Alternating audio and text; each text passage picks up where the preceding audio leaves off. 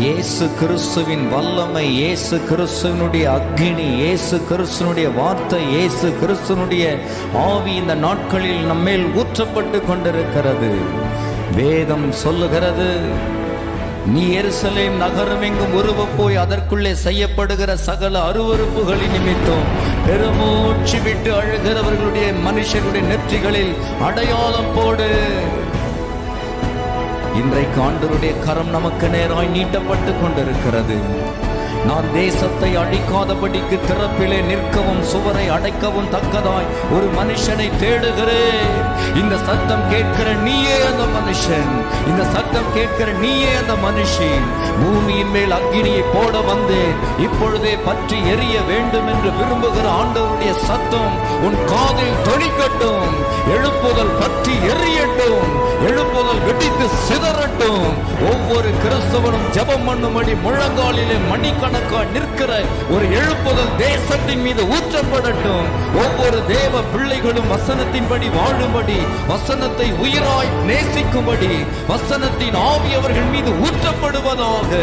கடைசி நாட்களில் மாம்சமான யாவர் மேலும் நம்மேல் அந்த ஆவியானவர் ஊற்றப்படும்படி இந்த நாட்களிலே நம்மேல் அழகாய் அக்கினியாய் நிரம்பிக் கொண்டிருக்கிறவருடைய மகிமை நிரம்பிக் கொண்டிருக்கிறது, நம்மேல் ஊற்றப்பட்டு கொண்டிருக்கிறது.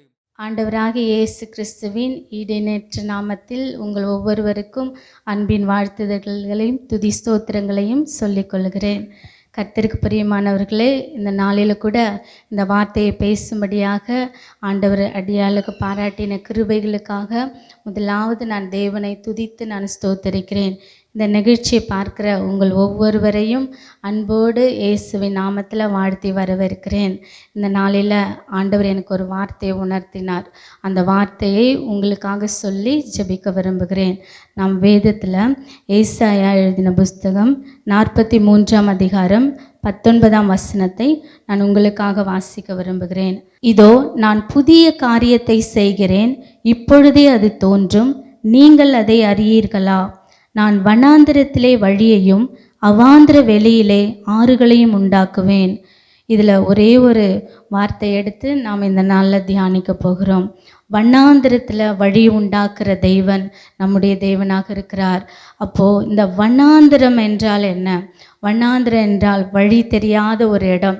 அப்போது வண்ணாந்திரனா நாம் இந்த இடத்துல நின்று கொண்டு இருக்கிறேன்னா இப்படி நாலாபுறமும் சுற்றி பார்க்கும் பொழுது ஒரு வண்ணாந்திரம், நம்ம கண்ணு கெட்டின தூரம் வரையில் ஒரு வழியே இருக்காது.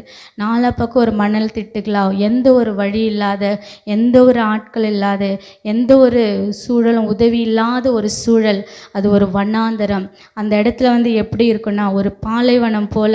பாலைவனத்தில் போய் நாம் மாட்டிக்கொண்டால் அந்த இடத்துல எப்படியாப்பட்ட சூழல் இருக்கும்?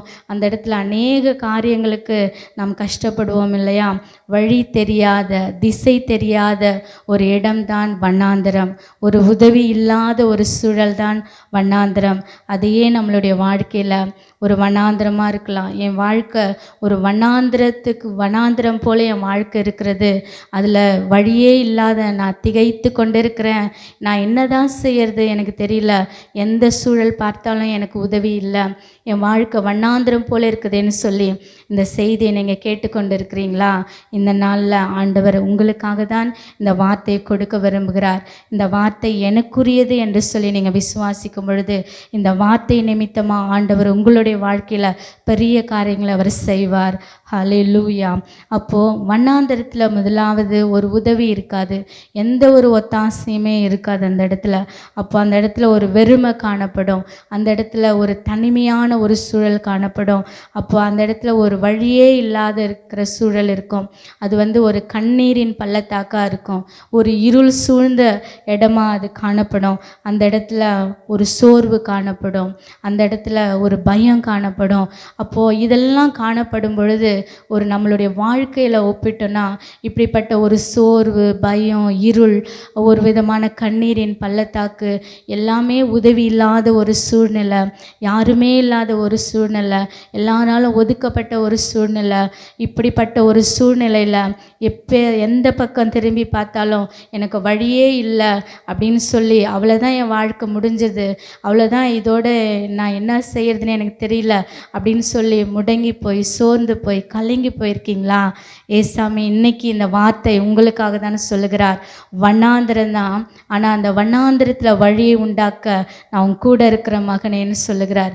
அந்த வண்ணாந்திரத்தில் வழியை உண்டாக்க நான் உன் கூட இருக்கிற மகளேன்னு சொல்லுகிறார். ஆகவே நீங்கள் பயப்படாதீங்க. இந்த வண்ணாந்திரத்தை ஆண்டவர் மாற்ற, அந்த வண்ணாந்திரத்தில் வழியை உண்டாக்க அவர் உங்கள் முன்னாடி போவார். நீங்கள் விசுவாசித்து நாம் ஜெபிக்கலாம். அதே போல் ஒவ்வொருவருடைய வாழ்க்கையில் ஒரு வண்ணாந்திரம் காணப்படும். எல்லாருடைய வாழ்க்கையில் ஏதாச்சும் ஒரு சூழலில், ஒரு வண்ணாந்திரமான சூழலில் நம்ம காணப்பட இருக்கிறது. அப்போது என்ன வண்ணாந்திரம்னா, அப்போது சில இடத்துல நான் நிறைய படிச்சுட்டு ஒரு வேலை இல்லாமல் இருக்கலாம், வேலை தேடி தேடி பார்த்துட்டு எனக்கு வேலையே கிடைக்கல, அவ்வளோதான் அப்படின்னு சொல்லி சோர்ந்து போயிருக்கலாம். அப்போ சுற்றி பார்த்தா எங்கேயுமே எனக்கு வேலை கிடைக்கல, அது ஒரு வண்ணாந்திரமான ஒரு சூழலாக இருக்கலாம்.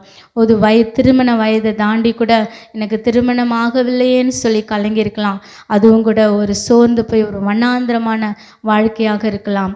அல்லது திருமணம் ஆகியும் எனக்கு கர்ப்பக்கனி இல்லையேன்னு சொல்லி கலங்கி இருக்கும் பொழுது, அப்போது அது கூட ஒரு வண்ணாந்திரமான, எத்தனை பேர்கள் நிந்தித்து அவமானப்படுத்தி அந்த கண்ணீரின் பள்ளத்தாக்கில் எல்லா டாக்டரும் அவ்வளோதான், இனி குழந்தை பிறக்காதுன்னு சொல்லியிருக்கலாம், அவ்வளோதான் எனக்கு எல்லா சூழல் அடைக்கப்பட்டுருச்சு, அவ்வளோதான் என் வாழ்க்கை முடிஞ்சிருச்சு, ஒரு வண்ணாந்திரமாக இருக்கலாம். ஆனால் அந்த வண்ணாந்திரத்தில் வழியை உண்டு பண்ண இன்றைக்கும் நாம் ஆராதிக்கிற தேவன் உண்மையுள்ளவராக இருக்கிறார். உங்களுக்கு ஒரு அற்புதத்தை இன்னைக்கு செய்ய போகிறார். வண்ணாந்திரத்தில் எனக்கு ஒரு வழியை கொடுக்க போகிறான்னு சொல்லி நீங்கள் விசுவாசிச்சிங்கன்னா இன்னைக்கு அந்த வண்ணாந்திரத்தில் வழியை உண்டாக்க அவர் வல்லமையுள்ள தேவனாக இருக்கிறார். அல்லது ஒரு வியாதியினால், ஒரு பெரிய ஒரு வியாதி வந்துருச்சு, இதுக்கு வாழ்நாளெல்லாம் ஒரு மெடிசன் ட்ரீட்மெண்ட் தான், இது சாகுமுறையில் இப்படி ஒரு ட்ரீட்மெண்ட் தான் சொல்லி கலங்கி இருக்கலாம். அதுவும் ஒரு வண்ணாந்திர பாதையாக இருக்கலாம். அதையும் இயேசு மாற்றுவார். எப்பொழுது நீங்கள் விசுவாசிக்கும் பொழுது அந்த வண்ணாந்திரத்தில் வழியை உண்டாக்குகிற தேவன் என்னோடு இருக்கிறான்னு சொல்லி நீங்கள் விசுவாசிச்சிங்கன்னா இன்னைக்கு அந்த வண்ணாந்திரத்தில் உங்களுக்கு ஒரு வழியை உண்டு பண்ண அவர் உண்மையுள்ளவராக இருக்கிறார். அப்போது ஒரு சாபம் ஒரு குடும்பத்தில் தலைமுறையாக ஒரு வியாதி, ஒரு மரணங்கள், ஒரு விதமான பிரச்சனைகள், அப்படி ஒரு தலைமுறையாக அது தொடர்ந்து கொண்டே வருதுன்னா அது ஒரு சாபமாக இருக்கலாம். சிலுவையில் இயேசு சாபத்தை முறித்தார். நீங்கள் விசுவாசிங்க, இன்னைக்கு அந்த சாபம் கூட முறிய போகிறது. அப்படிப்பட்ட ஒரு வண்ணாந்திரத்தில் சோர்ந்து போயிருக்கலாம், அதுக்கும் ஒரு வழி உண்டாக்க இன்னைக்கு வல்லமையுள்ள தேவனாக இருக்கிறார். ஆகவே அப்போ அந்த வறுமை, இந்த நிந்தை, இந்த அவமானம், இந்த பிரச்சனை, இந்த சூழல் ஒரு வண்ணாந்திரத்தில் எந்த பக்கம் திரும்பி பார்த்தாலும் வழியே இல்லை, அந்த இடத்துல தான் வழியை உண்டாக்க இன்னைக்கு நாம் ஆராதிக்கிற தேவன் ஆண்டவராகிய இயேசு கிறிஸ்து அவர் வண்ணாந்திரத்தில் வழியை உண்டாக்க போகிறார். அப்போது கடன் அநேக இடத்துல நான் கடன் வாங்கிட்டேனே, இதை என்னை அடைக்க எனக்கு வழியே இல்லை, எனக்கு சூழலே இல்லை, நான் என்ன செய்வதுனே தெரியலன்னு சொல்லி கலங்கி இருக்கலாம். இயேசு மீது உங்கள் நம்பிக்கை வைங்க, இயேசு மீது உங்கள் விசுவாசத்தை வைங்க. அவர் சூழலை மாற்றுவார், அவர் காரியத்தை மாற்றுவார். இந்த வண்ணாந்திரத்தில் அவர் வழியை உண்டு பண்ணுவார். வழியே இல்லைன்னு சொல்லி டாக்டர்கள் சொல்லியிருக்கலாம், மனிதர்கள் சொல்லியிருக்கலாம், உனக்கு எந்த சூழலுமே இல்லைன்னு சொல்லி எல்லா கதவுகளும் அடைக்கப்பட்டு இருக்கலாம், ஏதோ ஒரு மூலையில் முடங்கி கொண்டு இருக்கலாம். இன்னைக்கு இயேசு இந்த வார்த்தை கொண்டு உங்களோடு இடைப்பட விரும்புகிறார். இந்த வண்ணாந்திரத்தை, உங்கள் வாழ்க்கையில் இருக்கிற இந்த வண்ணாந்திரத்தை மாற்ற, இந்த வண்ணாந்திரத்தில் ஒரு வழியை உண்டாக்க இயேசு இன்றைக்கு உங்களுடைய வாழ்க்கையில் அற்புதம் செய்ய போகிறார். விசுவாசிக்கிறவங்க ஒரு ஆமேன் சொல்லலாமா? ஆமேன், ஹல்லேலூயா. அப்போஸ்தலர் 13:18 40 வருஷ காலமாய் வண்ணாந்திரத்திலே அவர்களை ஆதரித்தார். இஸ்ரவேல் ஜனங்களை வண்ணாந்திரத்தில் 40 வருஷ காலம் அளவும் ஆண்டவர் அவங்க வண்ணாந்திரத்தில் ஆதரித்து வந்தாராம். அப்போ பாருங்க, ஓசியா 13:5 நான் உன்னை மகா வறட்சியான தேசமாகிய வனாந்தரத்திலே அறிந்து கொண்டேன். அப்போ அந்த வனாந்தரத்தில் நம்ம அறிந்து கொள்ளுகிற ஒரு தேவன் இருக்கிறார். வனாந்தரம்னா ஒரு தனிமையாக்கப்பட்டது, ஒரு உதவி இல்லாதது, ஒரு இருள் அடைந்தது. அந்த மாதிரி நேரத்தில் நமக்கு ஒரு வழியாக இருக்கிறாருன்னா அவர் நம்மளை ஆதரிக்கிறவராக இருக்கிறாரு. நம்ம அந்த யாருமே நம்மளை விசாரிக்காத நேரங்களில் நம்மளை விசாரிக்கிற ஒருவர் இருக்கிறாருன்னா அந்த வனாந்தரத்தில் அதுதான் அவர் வழியாக இருக்கிறாரு. அப்போ எல்லா கதவுமே அடைக்கப்பட்டுட்டு அப்போது ஒரே ஒருவர் உங்களை தேடி வருகிறார்னா அவர் இயேசு கிறிஸ்து மாத்திரம்தான். அவர் தான் அந்த வனாந்தரத்தில் உங்களுக்கு ஒரு வழியை உண்டாக்க அவர் வல்லமுள்ள தேவனாக இருக்கிறாரு. எல்லாம் இருக்கும்போது எல்லாரும் இருக்கலாம், ஆனால் யாருமே இல்லாத போது இயேசு மாத்திரம்தான் அவங்க கூட இருப்பார். அந்த கண்ணீரில் இரவு நேரங்களில் எத்தனையோ இரவுகளில் நீங்கள் எத்தனையோ கஷ்டங்களில் வனாந்திர பாதையில் நீங்கள் ஒவ்வொரு சொட்டாக வடிக்கிற கண்ணீரெல்லாம் யாருமே பார்க்காத இருக்கலாம், ஆனால் உங்களை உருவாக்கின ஒரு தகப்பன் இருக்கிறார். அந்த வனாந்திர பாதையில் நெருக்கத்தின் பாதையில் நீங்கள் வடிக்கிற ஒவ்வொரு சொட்டு கண்ணீரையும் அவர் துருத்தியில் சேமித்து வைத்திருக்கிறார். ஆகவே அந்த வண்ணாந்திரத்தில் உங்களை கண்ணீரில் அந்த கண்ணீரை காண்கிற அந்த தேவன் இன்றைக்கு ஒரு வழியை உண்டு பண்ண அவர் ஜீவனோடு இருக்கிறார். ஆகவே ஆதியாகமம் 37:22 அதில் பாருங்கள், யோசேப்பை வண்ணாந்தரத்தில் ஒரு குழியில் அவங்க சகோதரர்கள்லாம் தூக்கி போடுறாங்க. அந்த ரூபன் நிமித்தமாக என்ன செய்கிறாங்க, கொலை பண்ணாதபடிக்கு அந்த குழியில் தூக்கி போட்டுடலான்னு சொல்லி அந்த யோசேப்பினுடைய சகோதரன் ரூபன் சொல்லும் பொழுது அந்த சகோதரன் கிட்டேருந்து அவங்கள தப்பு வைக்கிறார். அப்போ யோசேப்பை அந்த குழியில் தூக்கி போட்டுறாங்க. அப்போது யோசேப்பை குறித்து ஒரு தரிசனம் ஆண்டவருக்கு இருக்குது. அப்போ அந்த குழியில் தூக்கி போட்டோன்னே எல்லாமே முடிஞ்சது. அதே மாதிரி தான் இந்த நாளில் கூட ஒரு குழியில் தூக்கி போட்ட நிலைமையில், எல்லாராலும் வெறுக்கப்பட்ட ஒரு நிலைமையில், எல்லாராலும் தூக்கி எறியப்பட்ட ஒரு நிலைமையில், நீ உதவாத பாத்திரம், நீ எதற்குமே லாக்கில்லை என்று சொல்லி ஒரு வண்ணாந்திரமாக இருக்கலாம். ஆனால் உங்களை ஆண்டவர் இன்னைக்கு உங்களை தூக்கி போட்ட உங்களை தான் வேணும்னு சொல்லி ஏசப்பா இன்னைக்கு உங்களை அழைக்கிறாரு. இன்னைக்கு உங்கள் உடைக்கப்பட்ட வாழ்க்கையை அவர் இன்னைக்கு கட்ட விரும்புகிறாரு. வண்ணாந்திரமாக இருக்குன்னு தானே எல்லாரும் இருக்கிறாங்க. அந்த வண்ணாந்திரத்தில் நான் உனக்கு வழியாக இருக்கிற மகனே, அந்த வண்ணாந்திரத்தில் நான் உனக்கு வழியாக இருக்கிற மகளேன்னு சொல்லி இன்னைக்கு ஏசு கிறிஸ்து உங்களை பார்த்து சொல்லுகிறார். ஆகவே இந்த வண்ணாந்திரமாக இருக்குதுன்னு சொல்லி எப்பேற்பட்ட சூழலையும் எப்பேற்பட்ட காரியத்தை மாற்ற நாம் ஆராதிக்கிற தேவன் சர்வ வல்லமுள்ள தேவனாக இருக்கிறார். ஆகவே உங்கள் வாழ்க்கையில் இருக்கிற இந்த வண்ணாந்திரம் மாறும். நீங்கள் இயேசு மீது உங்கள் நம்பிக்கை வச்சு பாருங்க. அதே மாதிரி அன்னைக்கு கூட கர்த்தர் யோசேப்போடு இருந்ததுனால யோசேப்பு எதை செய்தானோ அதை எல்லாமே வாய்க்க செஞ்சார். ஒரு மனுஷன் அது தூக்கி எறியப்படலாம், இல்லை குழியில் போடலாம், மிதிக்கப்படலாம், உதைக்கப்படலாம், அது அற்பமாக எண்ணப்படலாம். அந்த நாளில் யோசேப்பை குழியில் போட்டாங்க, சிறையில் போட்டாங்க. அந்த நேரங்களில் கூட ஆண்டவர் யோசேப்பை விடலை. ஆண்டவர் அந்த இடத்துல யோசேப்போடு இருந்தார். அப்போது யோசேப்போடு இருந்தார். எதை செய்தாலும் அதை வாய்க்க பண்ணினார். நம்ம எந்த இடத்துல நம்ம தூக்கி போட்டாங்களோ, எந்த இடத்துல எரியப்பட்டோமோ அதே இடத்துல நாம் இருந்தோனோ நம்ம சோர்ந்து போகக்கூடாது. அந்த இடத்துல யோசேப்போடு கர்த்தர் இருந்தார். இன்னைக்கு கூட உங்கள் கூட அப்பேற்பட்ட வண்ணாந்திர சூழல் தான் இருக்கு. நீங்கள் சோர்ந்து போயிருக்கீங்களா? இல்லை. அந்த இடத்துல நீங்கள் உங்கள் கூட ஆண்டவர் இருக்கிறாரான்னு சோதிச்சு பாருங்கள். இன்னைக்கு தான் அந்த வண்ணாந்திரம். ஆனால் வருகிற நாட்களில் அன்னைக்கு யோசேப்பை எப்படி எகிப்துக்கே அதிகாரியாக மாற்றினார். அன்னைக்கு குழியில் தான் தூக்கி போட்டாங்க, அன்னைக்கு சிறையில் தான் அடைக்கப்பட்டாங்க. ஆனால் ஆண்டவருக்கு ஒரு திட்டம் இருந்தது. ஆண்டவர் யோசேப்போடு இருந்தார். இன்னைக்கு கூட அந்த வண்ணாந்திரத்தை பார்த்து நீங்கள் சோர்ந்து போகாதீங்க, அந்த சூழலை பார்த்து நீங்கள் சோர்ந்து போகாதீங்க. உங்களுக்கு ஒரு எதிர்காலம் இருக்குது, உங்களுக்கு ஒரு ஆசீர்வாதம் இருக்குது. அந்த மாதிரி நாட்களில் இயேசுவையே உறுதியாக பற்றி கொண்டிருங்க. அவருடைய சமூகத்தையே நீங்கள் நாடி நில்லுங்க. அந்த வண்ணாந்திர சூழல் மாறும். அன்னைக்கு குழியில் தூக்கி போட்ட யோசேப்பை எகிப்து தேசத்துக்கு அதிகாரியாகிய மாற்றின ஆண்டவர் இன்னைக்கு வண்ணாந்திரத்தில் தூக்கி எரியப்பட்ட எல்லா சூழலும் அடைக்கப்பட்ட சூழலில் அநேகருக்கு ஆசீர்வாதமான பாத்திரமா உங்களை ஆண்டவர் வைக்க இன்றைக்கும் வல்லமுள்ள தேவனாக இருக்கிறார். அவரை மாத்திரம் விட்டு கொடுக்காதீங்க. அவரை மாத்திரம் உங்கள் பக்கத்திலே வைத்து கொள்ளுங்க. இயேசு எப்படி யோசேப்போடு கூட இருந்தாரோ அதே மாதிரி ஆண்டவர் எந்த சூழ்நிலை, வண்ணாந்திரம் இருக்கலாம், நெருக்கம் இருக்கலாம், பாடு இருக்கலாம், பிரச்சனை இருக்கலாம், போராட்டம் இருக்கலாம், கண்ணீர் இருக்கலாம், வேதனை இருக்கலாம், தூக்கி எறியப்படலாம், உடைக்கப்படலாம், அதன் மத்தியில் இயேசு உங்கள் கூட இருக்கிறாரா? எனக்கு இந்த போராட்டம் வந்துருச்சுல்ல, ஆண்டவர் என்கிட்ட இல்லை, என்னெல்லாம் பார்க்கல, என் ஜெபத்தெல்லாம் கேட்கல அப்படின்னு சொல்லி பின்மாற்றத்தில் போகிறீங்களா? அன்னைக்கு யோசேப்பு அந்த மாதிரி பின்மாற்றத்தில் போயிருந்தா அப்படிப்பட்ட ஆசீர்வாதத்தை சுதந்திரிக்க முடியாது. எந்த சூழ்நிலையிலும் இயேசுவே உறுதியாக பற்றி கொண்டிருங்க. அவர் மீது உண்மையாக அன்பு வச்சு பாருங்க. வெறும் அற்புதத்துக்காக மாத்திரமல்ல, எனக்காக உயிரையே கொடுத்த என் ஏசப்பாக்காக கடைசி மட்டும் நான் வாழ்வேன்னு சொல்லி நீங்கள் அர்ப்பணித்து பாருங்க. உங்கள் வனாந்திர சூழல் மாற்ற இன்றைக்கும் ஆண்டவர் வல்லமுள்ள தேவனாக இருக்கிறார். ஆகவே பிரியமானவர்களே, லூக்கா 5:16 அவரோ வண்ணாந்திரத்தில் தனித்து போய் ஜெபம் பண்ணி கொண்டிருந்தார். ஏசப்பா கூட பாருங்க, அவர் வண்ணாந்திரத்தில் போய் தனித்து ஜெபம் பண்ணி கொண்டிருந்தார். இந்த தனி ஜெபம் ஒவ்வொருவருடைய வாழ்க்கையில் மிக மிக அவசியமாக இருக்கிறது. எப்படி நம்ம வந்து ஜெபங்களில் குடும்ப ஜெபம் இருக்கலாம், சபையில் ஐக்கிய ஜெபம் இருக்கலாம், குழுவாக சேர்ந்து ஜெபிக்கலாம், இல்லை 2 பேர் சேர்ந்து ஜெபிக்கலாம். ஆனால் ஒவ்வொரு மனுஷனுக்குள்ளாக ஒரு தனி ஜெபம் என்பது மிக மிக அவசியமாக இருக்கிறது. ஏனென்றால் ஆண்டவருக்கும் நமக்கும் உள்ள உறவு அது.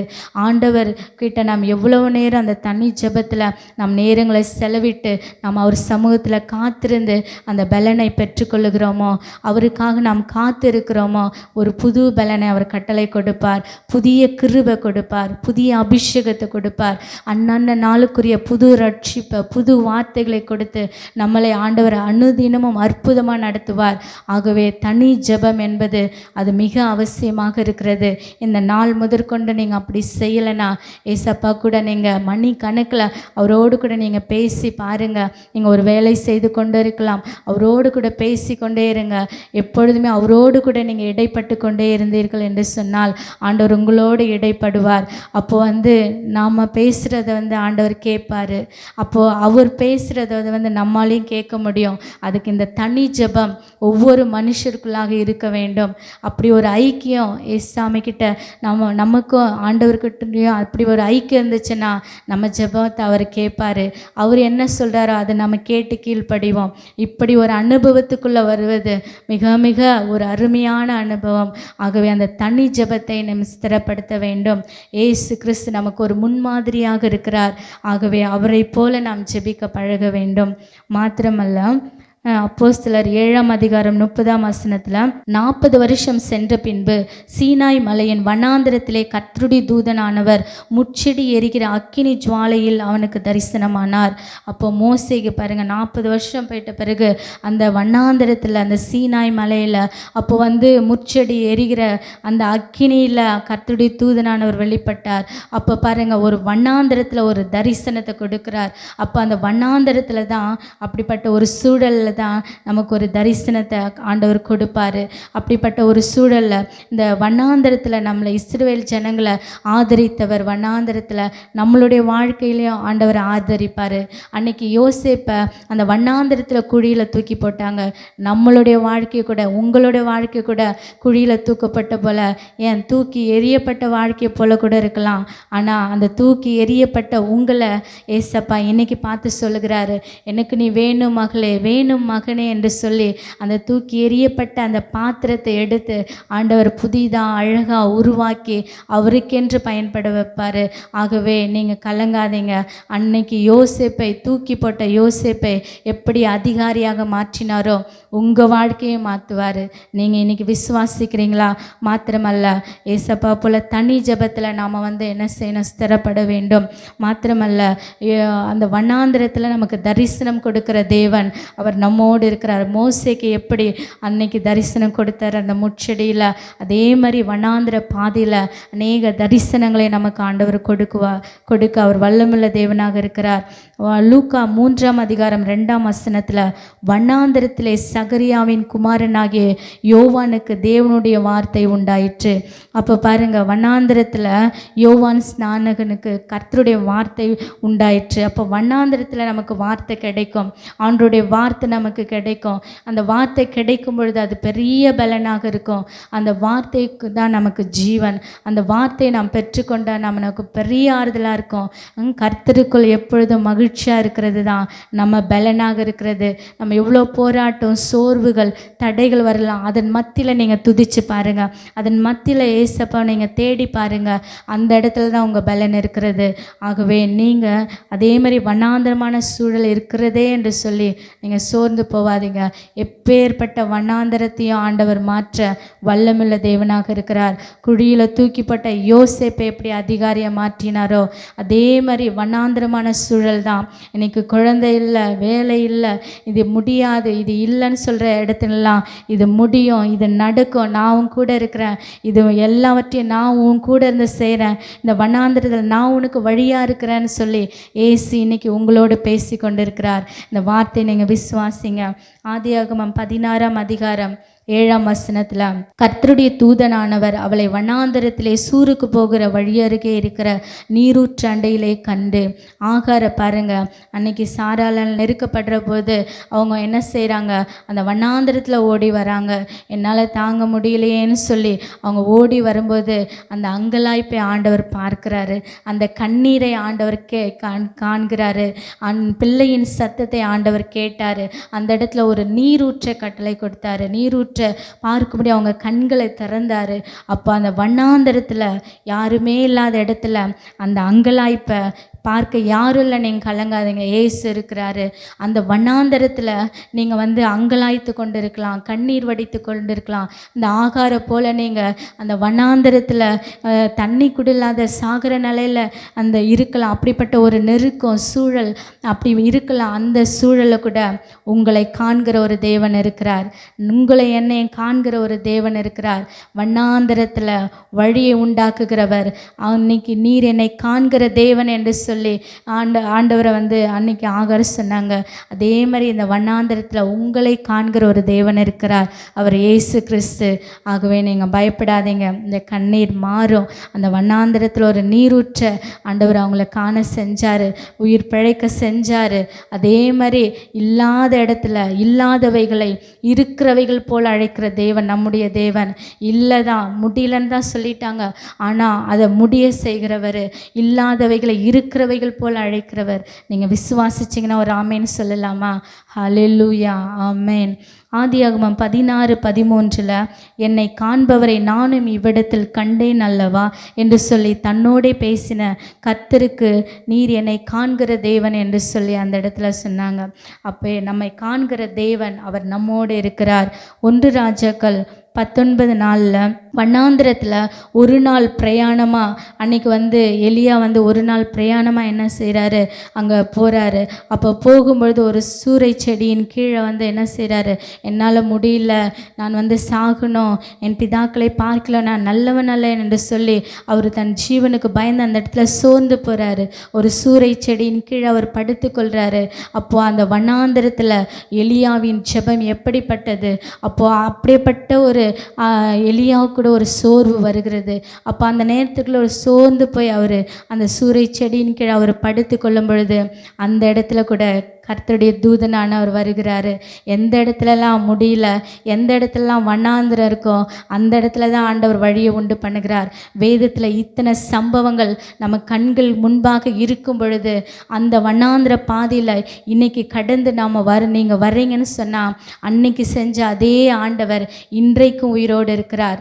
இன்னைக்கும் உங்கள் வண்ணாந்திரத்தை மாற்ற அவர் வல்லமுள்ள தேவனாக இருக்கிறார். அன்னைக்கு எலியாவை கர்த்தருடைய தூதனானவர் தட்டி எழுப்புறாரு. அப்போ அவங்கள தட்டி எழுப்பி அடையும் தண்ணீரையும் கொடுத்து அவரை தேற்றுகிறார்.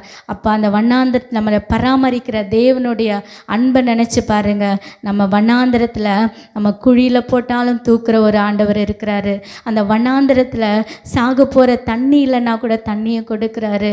அந்த வண்ணாந்திரத்தில் எப்பேற்பட்ட சூழ்நிலை வார்த்தையை கொடுக்குறாரு. அந்த வண்ணாந்திரத்தில் தரிசனத்தை கொடுக்குறாரு. அப்படிப்பட்ட வல்லமுள்ள தேவன் இந்த வானத்தையும் பூமி உண்டாக்கின சர்வ வல்லமுள்ள தேவன், இந்த பூமியை அந்தரங்கத்தில் தொங்க விட்ட தேவன் இன்னைக்கு உங்கள் வனாந்திரத்தை மாற்ற மாட்டாரா? ஏன் மாற்ற மாட்டார்? நீங்கள் விசுவாசிச்சிங்கன்னா இன்னைக்கே மாற்றுவார். அவரால் கூடாத காரியம் அந்த உலகத்தில் ஒன்றுமே இல்லை. விசுவாசிக்கிற ஆமேன்னு சொல்லலாமா? ஆமேன், ஹல்லேலூயா. மாத்திரமல்ல, பகலில் மேகஸ்தம்பம், அன்னைக்கு இஸ்ரவேல் ஜனங்களை பகலில் மேகஸ்தம்பத்தினாலும் இரவில் அக்னி ஸ்தம்பத்தினாலும் அவர்களை வழி நடத்தினார். மாத்திரமல்ல, மன உருக்கத்தினாலே வனாந்திர நெகேமியா 9, 19, 20, 21 அன்னைக்கு ஏன் இஸ்ரவேல் ஜனங்களை கைவிடலை? எவ்வளோ எங்களுக்கு தண்ணி இல்லையே, அதில் எகிப்தில் நாங்கள் அதெல்லாம் இருந்துச்சு, இங்கே எங்களை சாக கொடுக்குவா, எங்களை இந்த வனாந்திரத்தில் நடத்துறீங்களேன்ட்டு மோசேவை முறுமுறுக்கிறாங்க, கடிந்து கொள்கிறாங்க. அந்த நேரத்தில் கூட அப்போ ஏன் ஆண்டவர் அவங்கள கைவிடலைன்னா, ஆண்டவர் மனதுருக்கம் உள்ளவராக இருந்தார். அவர் இரக்கமுள்ள தகப்பனாக இருக்கிறாரு. ஆகவே தான் அவர் இரக்கத்தின் ஐஸ்வர்யமுள்ள தேவனாக இருக்கிறார். மன உருக்கத்தினாலே வனாந்திரத்தில் அவர்களை கைவிடவில்லையாம். அப்போ மன உருக்கமுள்ள தேவன். நம்ம எவ்வளோ சில நேரங்களில் என் ஜெபத்தை கேட்கல, இந்த காரியத்தை நான் கேட்டேன், இது ஆண்டவர் எனக்கு செய்யலை அப்படின்னு சொல்லி நமக்கு சின்ன சின்ன காரியத்துலலாம் நம்ம பின்மாற்றத்தில் போயிடுறோம் இல்லையா? அவர் நம்ம எப்போ அவர்கிட்ட போனாலும் அவரை அப்பான்னு சொல்லி கூப்பிடும் பொழுது உடனே மகனே மகளே என்று சொல்லி அவர் இறங்கி வருகிறார். அப்படிப்பட்ட அன்பு தெய்வம் நமக்கு இருக்கும் பொழுது நீங்கள் சோர்ந்து போகக்கூடாது. இந்த வண்ணாந்தரத்தை மாற்ற அவர் இன்னைக்கு வல்லமுள்ள தேவனாக இருக்கிறார். அவர் இந்த வண்ணாந்தரத்தில் அவர் கைவிடவே மாட்டார். தூதர்கள் உண்ணும் உணவாகிய மன்னாவினால் அன்னைக்கு இஸ்ரவேல் ஜனங்களை போஷித்தார். 40 வருஷம் வரையிலும் அந்த மன்னாவை கொண்டு அவர்களை போஷித்து நடத்தினார். அப்படி வண்ணாந்தரத்தில் மன்னாவை கொடுத்து போஷித்த ஆண்டவர் இன்னைக்கு நம்மை கூட போஷிக்க அவர் வல்லமுள்ள தேவனாக இருக்கிறார். ஆகவே சோர்ந்து போவாதீங்க. இப்படிப்பட்ட வறுமை, இப்படிப்பட்ட வீட்டில் நெருக்கம் அப்படின்னு சோர்ந்து போகிறீங்களா? வண்ணாந்தர பாதை, வீட்டில் எந்த பக்கம் பார்த்தாலும் எல்லாம் குறைவாக இருக்கிறது கவலைப்பட ங்களா? அன்னைக்கு இஸ்ரவேல் ஜனங்களை போஷித்தவர் உங்களையும் உங்களுடைய வாழ்க்கையும் போஷித்து நடத்துவார்.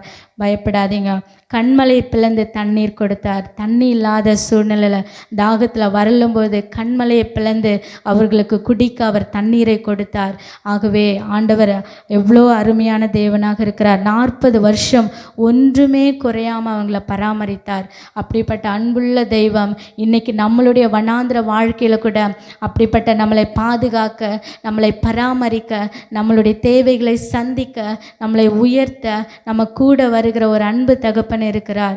அவர்கள் வஸ்திரங்கள் அந்த வனாந்திரத்தில் அவங்க வஸ்திரங்கள் பழைசாகவே போகவில்லையாம். அவர்கள் கால்கள் கூட வீங்கவே இல்லையாம். அந்த 40 வருஷம் அளவும் ஆண்டவர் எவ்வளோ அற்புதமாக அவர்களை நடத்தி வந்திருக்கிறார் பாருங்க. மாறாவின் தண்ணீரை அது மதுரமாக மாற்றினார். என் வாழ்க்கை வெறும் மாறாவா கசப்பா இருக்கிறதுன்றீங்களா? இந்த மாறாவை இயேசு மதுரமாக மாற்றப் போகிறார். இந்த வண்ணாந்திரமா என் வாழ்க்கை கசந்து போயிருக்கிறது, என் வாழ்க்கை எல்லாராலையும் கசந்து போயிருக்கிறது, என்னை நேசிக்க யாரும் இல்லை, நான் வெறுக்கப்பட்டிருக்கிறேன், எனக்கு யாருமே இல்லைன்னு சொல்லி கல்லங்கி நிற்கிறீங்களா? இந்த மாறாவை மதுரமாக மாற்ற, இந்த வனாந்தரத்தில் இந்த மாறாவை மதுரமாக மாற்றின தேவன் இன்னைக்கு நம்ம கூட தான் இருக்கிறார். அன்னைக்கு செய்த அதே அற்புதத்தை இயேசு இன்னைக்கும் செய்து கொண்டிருக்கிறார். நீங்கள் விசுவாசிங்க. செங்கடலை 2ஆக பிளந்தவர். அந்த வனாந்திரத்தில் அவ்வளோ பெரிய செங்கடல், அந்த செங்கடலையே என்ன செஞ்சாங்கன்னா 2ஆக ஆண்டவர் பிளந்தார். அவங்களுக்கு முன்பாக எகிப்தியர்கள் அவங்கள பின்தொடரும் பொழுது அப்போ அந்த செங்கடல் நின்று கொண்டிருக்கிறது. இன்னைக்கு கூட எப்பேற்பட்ட அந்த செங்கடல், எனக்கு மட்டும் ஏன் இந்த பிரச்சனை, எல்லாரும் நல்லா தானே இருக்கிறாங்க, எனக்கு மட்டும் ஏன் இந்த போராட்டம், எனக்கு மாதிரி யாருக்கும் வரக்கூடாது அப்படின்னு சொல்லியெல்லாம் நீங்கள் கலங்கலாம், நீங்கள் புலம்பலாம். ஆனால் இக்கரைக்கு அக்கறை பச்சை என்று சொல்வார்கள்.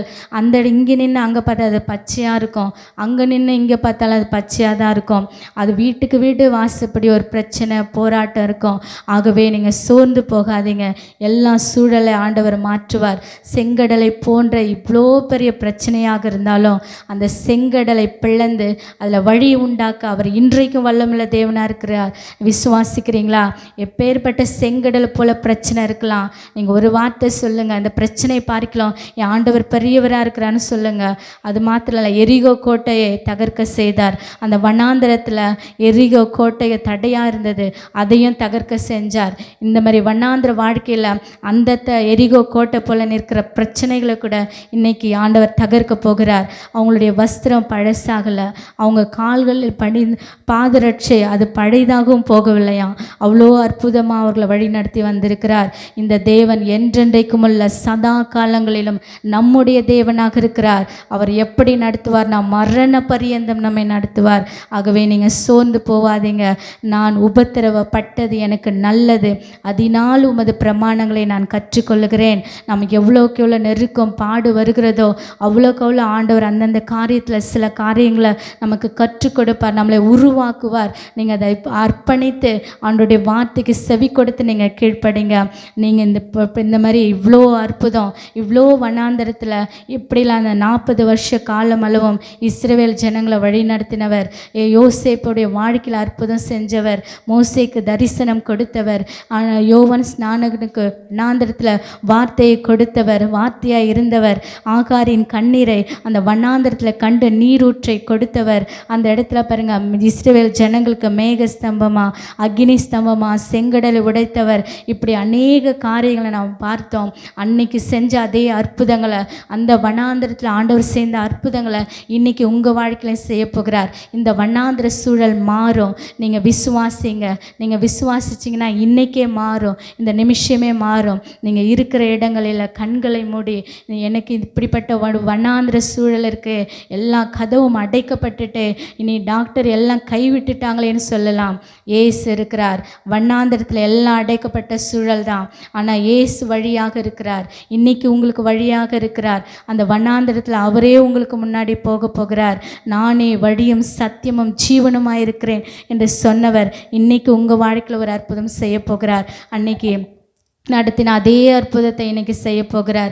இருக்கிற இடங்களை நாம் கண்களை மூடி, அன்னைக்கு ஆண்டவரே இவ்வளோ காரியங்களை வேதத்தில் வண்ணாந்திரத்தில் எவ்வளோ பெரிய அற்புதங்களெல்லாம் செஞ்சுருக்கிறீங்களப்பா, இன்னைக்கு நான் கூட இந்த வண்ணாந்திர பாதையில் இப்படி நான் நெருக்கப்பட்டு இருக்கிறேனே என்று சொல்லி நீங்கள் கலங்கி இருக்கலாம். நீங்கள் அர்ப்பணிங்க. இந்த வண்ணாந்திரத்தில் கூட எனக்கு அற்புதம் செய்ய நான் ஆராதிக்கிற தேவன் இன்னைக்கு எனக்கு ஒரு வழியை கொடுப்பார். விசுவாசிங்க, விசுவாசிங்க. இன்னைக்கு நீங்கள் விசுவாசிச்சிங்கன்னா அந்த அற்புதம் இப்பொழுதே உங்களுக்கு நடக்க போகிறது. முந்தினவைகளை எதையும் நினைக்காதீங்க, பூர்வமானவைகளை எவைகளையும் நீங்கள் சிந்திக்காதீங்க. உங்களுக்கு ஒரு புதிய காரியத்தை ஆண்டவர் கொடுக்க போகிறார். இன்னைக்கு அந்த வண்ணாந்திரத்தில் வழியை உண்டாக்க போகிறார். இந்த வண்ணாந்திரத்தில் இருக்கிற எல்லா தடைகளை இன்னைக்கு உடைக்க போகிறார். உங்களுக்கு ஒரு வாசல்களை இன்னைக்கே திறக்க போகிறார். உங்களுக்கு ஒரு கர்ப்ப கண்ணியை கட்டளை இடுகிறார். நீங்கள் வேலை ஸ்தலத்தில் ஒரு உயர்வை கட்டளை கொடுக்கிறார். இன்னைக்கு நீங்கள் வீட்டை, நீங்கள் இந்த வருகிற நாட்களை உங்களுக்கு ஒரு நல்ல வீட்டை கட்டி கொடுப்பார். வருகிற நாட்களில் உங்களுக்கு நல்ல ஒரு உயர்வை, ஆசீர்வாதத்தை கர்த்தர் கொடுப்பார். நீங்கள் கடனே இல்லாமல் வாழும்படிய ஒரு அற்புதத்தை ஆண்டவர் செய்வார். வண்ணாந்திரத்தில் வழியை உண்டாக்குகிற தகப்பன் உங்களுக்கு முன்பாக கடந்து போகிறவராக இருக்கிறார். ஆகவே நீங்கள் அர்ப்பணித்து எல்லாருடைய வாழ்க்கையில் ஆண்டவர் இன்னைக்கு அற்புதத்தை செஞ்சிருக்கிறார். தொடர்ந்து ஆண்டவருக்கு நீங்கள் நன்றி சொல்லுங்க. எல்லா விதமான வியாதியில் இருக்கிறவங்களுக்காக ஜெபிக்கிறேன்ப்பா. ஆண்டவரை சோர்ந்து போயிருக்கிறவங்களுக்காக ஜெபிக்கிறேன். ஆண்டவரே போராட்டம், பிரச்சனை, கண்ணீரில் இருக்கிறவங்களுக்காக ஜெபிக்கிறேன்ப்பா. அவங்க கண்ணீரை தொடங்க இசப்பா. நீரே அவர்களுக்கு துணை நிற்கும்படியா ஜெபிக்கிறேன்ப்பா. நீ பயப்படாதே, நான் உனக்கு துணை நிற்கிறேன்னு சொன்னீங்களப்பா. நான் வழியாக இருக்கிறேன், சத்தியமாக இருக்கிறேன், ஜீவனாக இருக்கிறேன் சொன்ன தேவன் நீர் அற்புதம் செய்ய போகிறதுக்காக நன்றியப்பா. இந்த நாளில் உங்களுடைய பிள்ளைங்களோடு இந்த வண்ணாந்திரத்தில் வழியை உண்டாக்குவேன்னு சொல்லி பேசினீங்க. அதே மாதிரி உங்களுடைய பிள்ளைங்களுடைய வாழ்க்கையில் நீர் வழியை உண்டாக்கினீங்க. நாங்கள் விசுவாசிக்கிறோம். எங்கள் ஜெபத்தை கேட்டீங்க, நன்றி. அற்புதம் செஞ்சிட்டீங்க, நன்றி அப்பா. உங்கள் நாம மகிமைப்படட்டும். இயேசு கிறிஸ்துவின் மூலம் ஜெபிக்கிறோம் எங்கள் ஜீவனுள்ள நல்ல தகப்பனே. ஆமேன், ஆமேன். இயேசு கிறிஸ்துவின் வல்லமை, இயேசு கிறிஸ்துவனுடைய அக்கினி, இயேசு கிறிஸ்துவனுடைய வார்த்தை, இயேசு கிறிஸ்துவனுடைய ஆவி இந்த நாட்களில் நம்மேல் ஊற்றப்பட்டு கொண்டிருக்கிறது. வேதம் சொல்லுகிறது, நீ எருசலேம் நகரம் எங்கும் உருவப் போய் அதற்குள்ளே செய்யப்படுகிற சகல அருவருப்புகளின் நிமித்தம் பெருமூச்சு விட்டு அழுகிறவர்களுடைய மனுஷருடைய நெற்றிகளில் அடையாளம் போடு.